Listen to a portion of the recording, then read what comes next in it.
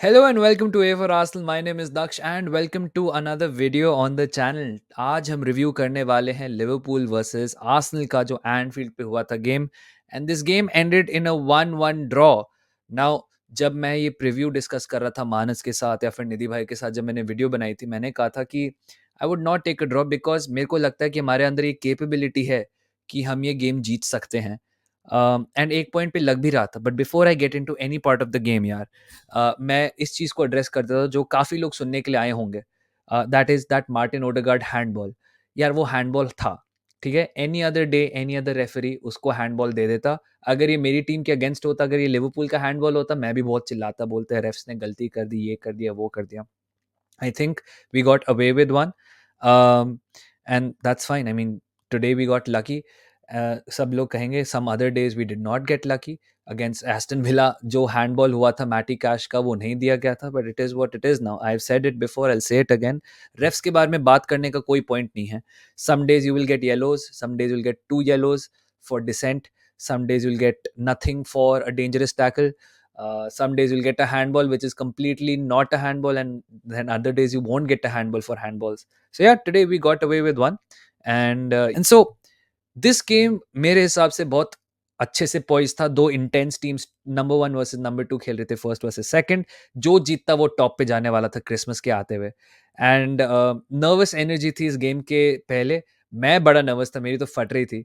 But इस game का बहुत अमेजिंग स्टार्ट हुआ जब गैब्रियल ने मार्टिन ओडेगार्ड के एक बॉल से बिल्कुल हेड कर दिया आर्सेनल को जस्ट इन फ्रंट. नाउ इस गोल से पहले भी आर्सेनल ने पहले ही मिनट में या 2 मिनट में चांसेस बना दिए थे. एक गैब्रियल जेसस का शॉट डिफ्लेक्ट होकर कॉर्नर पे गया था which was on target.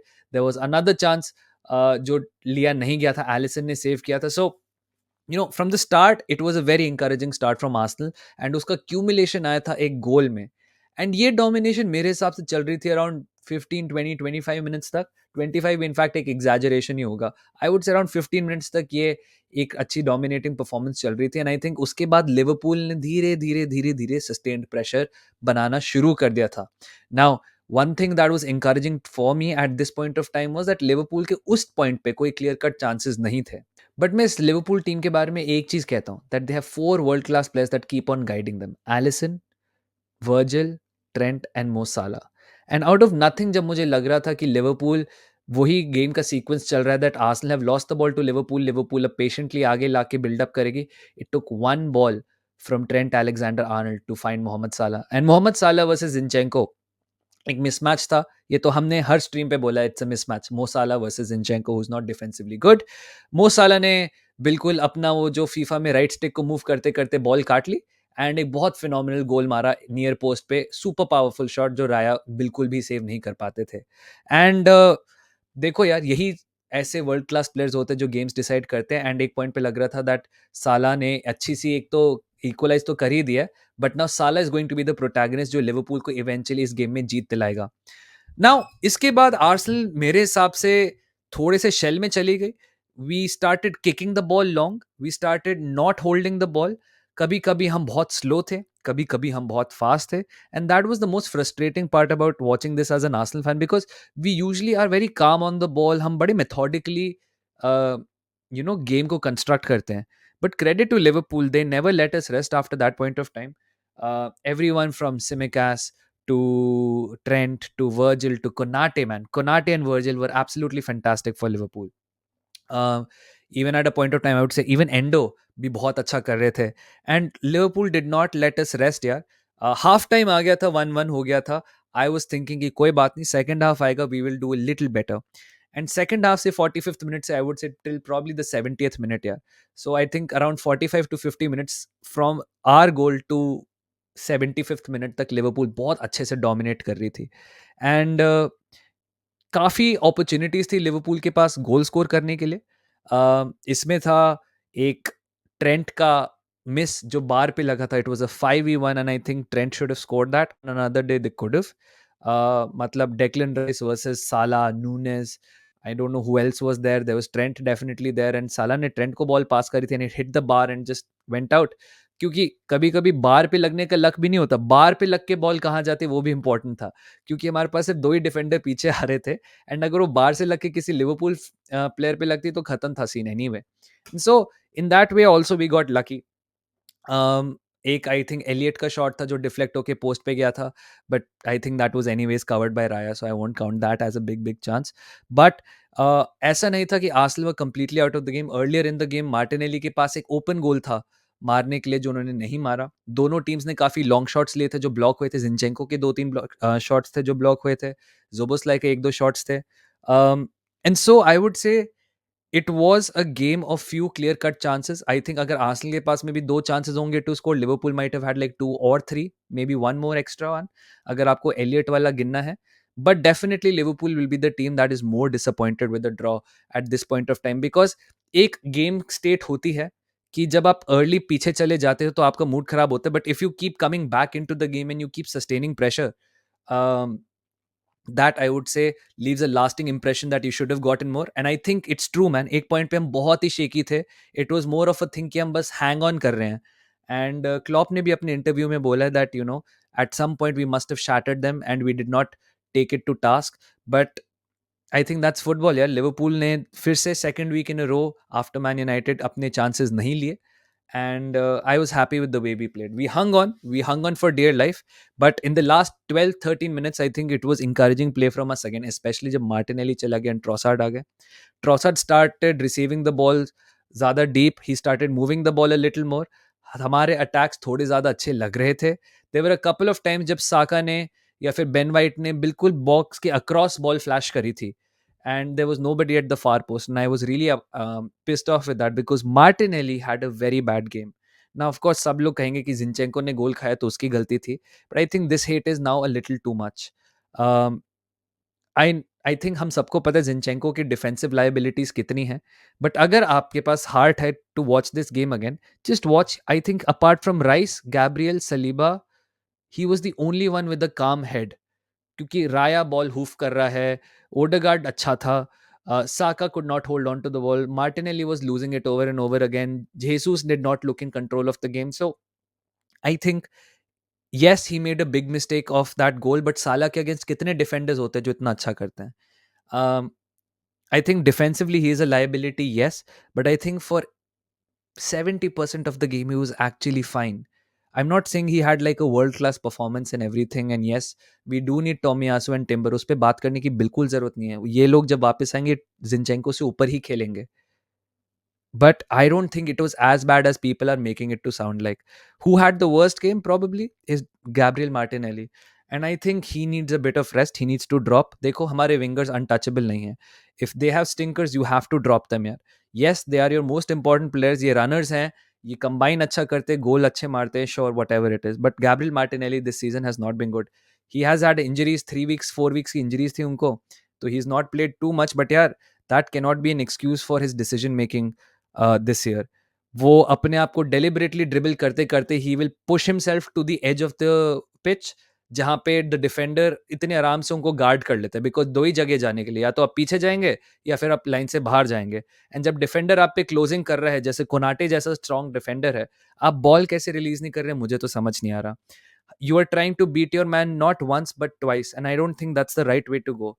I think कहीं ना कहीं मार्टिनेली को दोबारा दिखाना पड़ेगा कि if you have the ball, you have to keep moving it forward. 3-4 बार उनके पास अच्छी अपॉर्चुनिटीज थी, apart from the shot he missed जो वाइड चला गया था. He cut inside Trent really well. In fact अगर आप लोगों ने मैच देखा होगा, आपको याद होगा, he had a beautiful run at one point of time.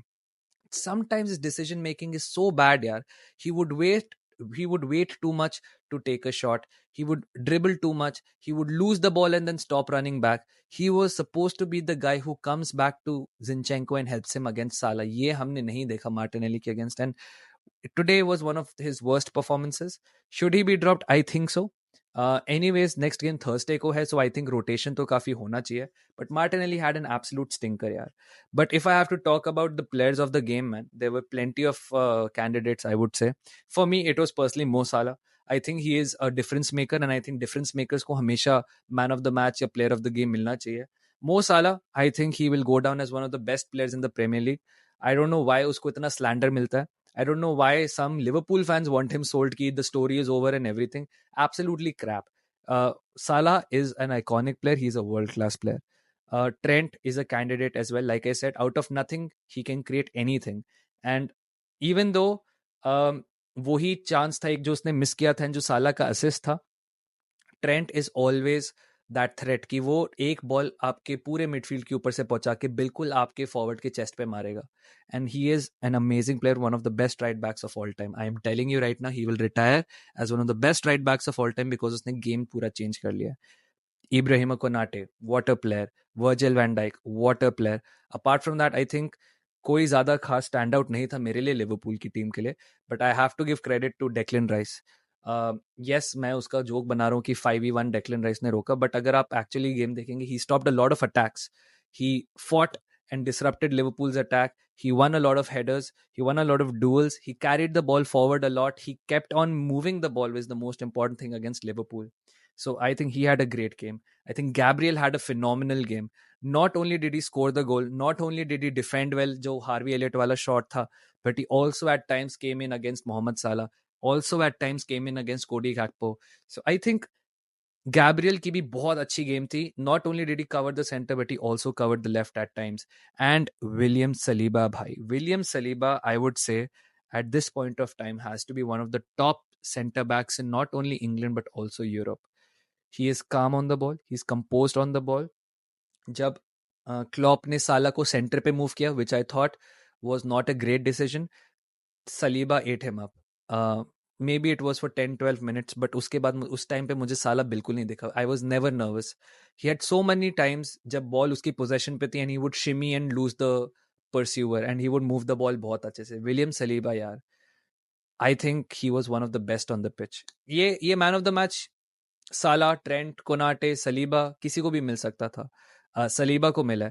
And honestly great show from the centre backs, from both teams. And yeah, I am happy with the point यार. यही टीम लास्ट ईयर भी draw करी थी Enfield पे, but उसमें मेरे को ज्यादा जेपर्डी लग रही थी.